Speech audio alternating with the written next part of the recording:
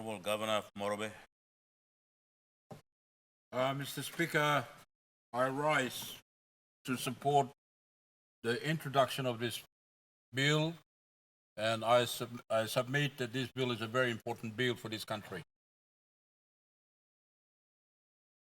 I noted the argument presented by a member for Koyari Iri. He's raising some good points, which has been omitted in the bill presented or needs to be improved in this bill. And I also noted the argument presented by Mr. Koa, member for Sinasina Yongomur, for making some important comments which need to be improved in the bill that has been presented, Mr. Speaker. Those are important points. But I rise particularly to support the bill in relation to the rationale for the introduction of this bill. Long time since we became a colony of other countries and became independent, we have not been so intelligent and be creative and been innovative, particularly in relation to the trade that we make, in relation to the commodities that we produced in this country, or the commodities we have not produced, but we have potential to produce. We have not. Secondly, so in relation to the commodities that we import, we have not seriously considered the importations of those commodities to this country, and seriously not considered whether those commodities that we import can be produced in this country. We have not seriously considered that. And Mr. Minister, I want to commend you this bill, for introduction of this bill, because you're proposing an institution to be set up. The institution which will make sure that all the commodities coming into this country, in whatever form and kind, and whatever commodity that we export in whatever forms and kind, are intelligently, in a creative and innovative way, screen them all. And I can see that this is very, very important for this country. Commodities, first of all, commodities, Mr. Speaker, which we have comparative and competitive advantage. Those commodities, we have a strength, we can produce, we're in a better position to produce in the abundance, in the quantity that we have to export out of this country. And we can bring in a lot of money into this country, particularly the money which is high in value. Our kina has gone down. It's not like just before independence and on the day of the independence. Our kina was valued at $1.30 America money. We're much higher. Today, we have gone down, but not opposite. And in my humble view, if we take advantage of those commodities, we have a comparative and competitive advantage and produce them more, surely enough, Mr. Speaker, we're going to bring more money to this country. And more money, and not just the money, but money which got a high value, high weight. Example, I give you an example. Maru. I went to China. 7 years ago, I was in China. And in a very expensive hotel in Shanghai, Mr. Speaker. And they cooked and produced to me aspalo mambo, Mr. Speaker. Hey, we can just grow. The mangoes will grow, yeah. It's growing everywhere in my place. We just eat them. Bamboo. I thought that it was not eaten in the international community, anywhere in the world. But I went to Shanghai, and I consumed Asplo bamboo. And I said, hey, goodness gracious, Mr. Speaker, I said, man, if we produce bamboo, eatable bamboo, surely we have the competitive advantage on this product. And we're going to bring more money into this country. That's what I thought. And Mr. Speaker, I'm only giving an example to the bamboo, Mr. Speaker, but there are other crops, agricultural crops, known or unknown. All NARIS will do scientific investigation into the eatability of those crops and eatability by ourselves and by the international community. If we can find, we got a comparative and competitive advantage, Mr. Speaker. And this office, surely, this office will make sure that we come up with regulations and we can find out who are the consumers. Chinese are the one. They are millions, they are not millions, by billion by population. They're the top country in this world. And they are the consumers of bamboo, for instance, as I said. And they're going to be the biggest consumer. So, Mr. Speaker, I support the bill because it will negotiate with the Chinese people and say, don't bring bamboo here. We're going to produce bamboo and send it to you in abundance in the need. And we're going to make millions and billions out of those crops like bamboo that I'm saying to this parliament. And there are other crops that we have that competitive advantage. So, Mr. Speaker, Mr. Minister, I'm sure this bill, when it gets passed, and we have this institution set up, surely they're going to look at all the commodities that we have comparative and competitive advantage. Secondly, Mr. Speaker, this board is going to also to look at mineral sector, Mr. Speaker. In the mineral sector and of course in oil and gas. I've been to Southern Islands, they produce oil and gas.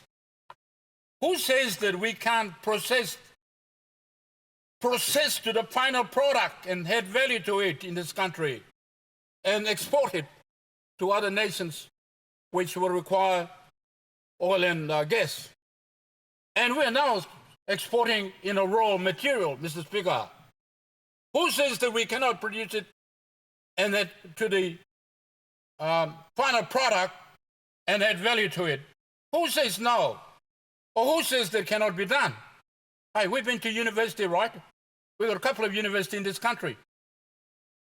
And the professionals, intelligent people in the university can help us to make sure that we have processing plants in this country so that we can produce final product instead of exporting raw materials to the world. And we're making little money out of all the export in the raw material. I'm sure we can make millions and billions out of this, and can be done also in the mineral sector. I raised a question to the minister this morning, Honorable the Minister for Minerals or Mines.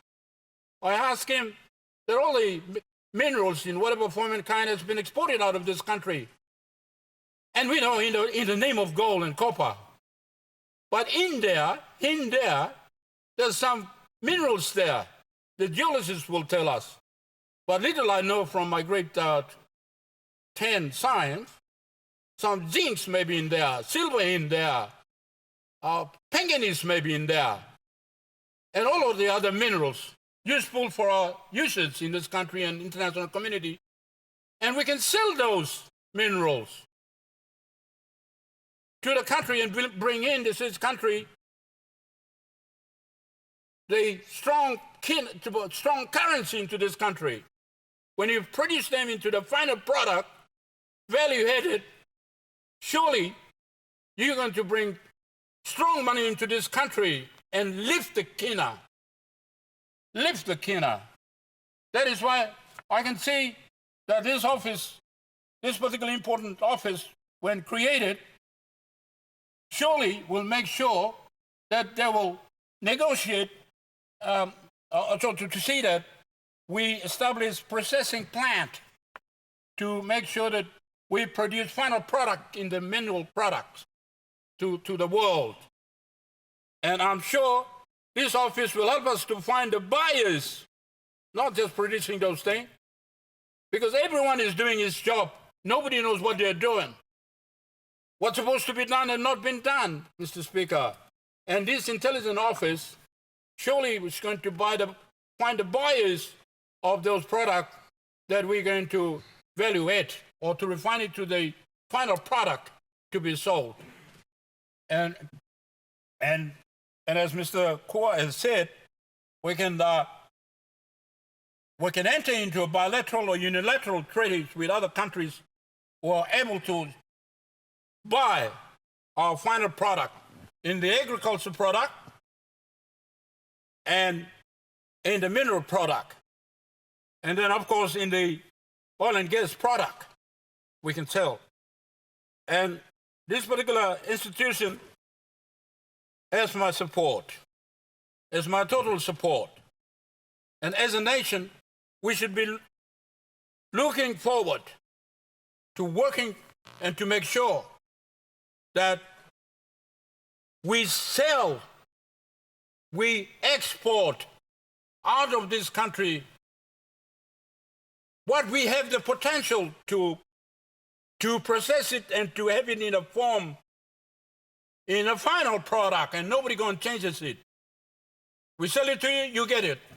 So they will be bound to buy our products in the price that we set. And Mr. Speaker, of course we can argue about small amendments here and there, but the rationale is very good.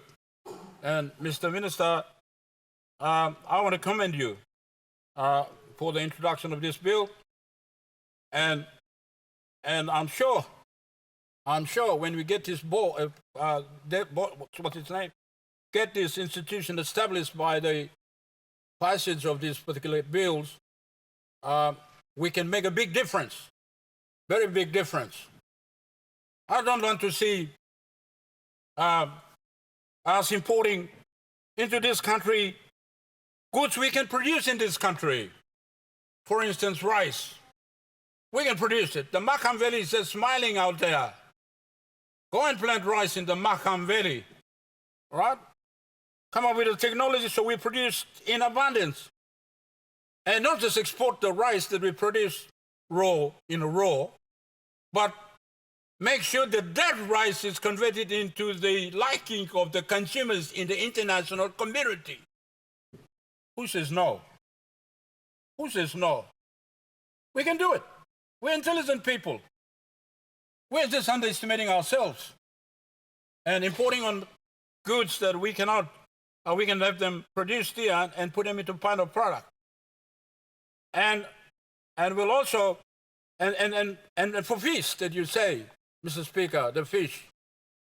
Goodness gracious, so many thousands and millions of fish just swimming in the seas of Papua New Guinea.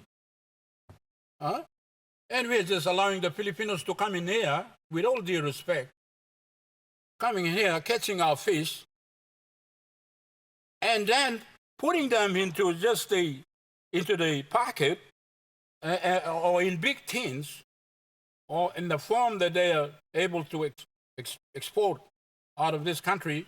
And then when it reaches Manila, when it reaches cities of Filipino, which they are doing the processing them to other products, and then selling them in final products. Ay, fish premier. Fish premier.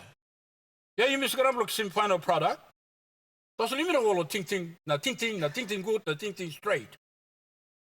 Long ina long you can kissing fish na put him along can form na all by KK. All by KK. And Mr. Speaker, we have a big potential in this country.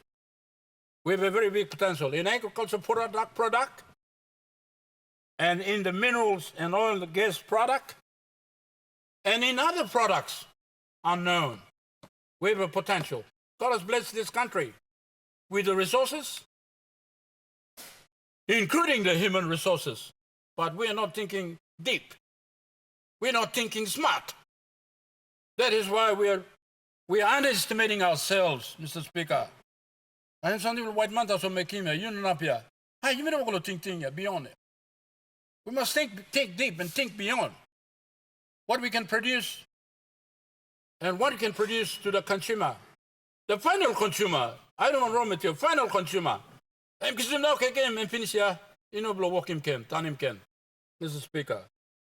Also now this office, I mean good office, Mr. Minister. Mr. Miller supporting you. By me vote to this bill. And this bill come up by straight in big play people country. Big play people country long walk trade. Long trade blow goods come inside. Now trade blow goods it go out to this country. Once you make him also you mix in plenty strong plan money come inside here. Strong plan money come inside here. And we don't him loan. Loan money maybe you go kiss him because you will start in final product raw material you're gonna through only kiss him.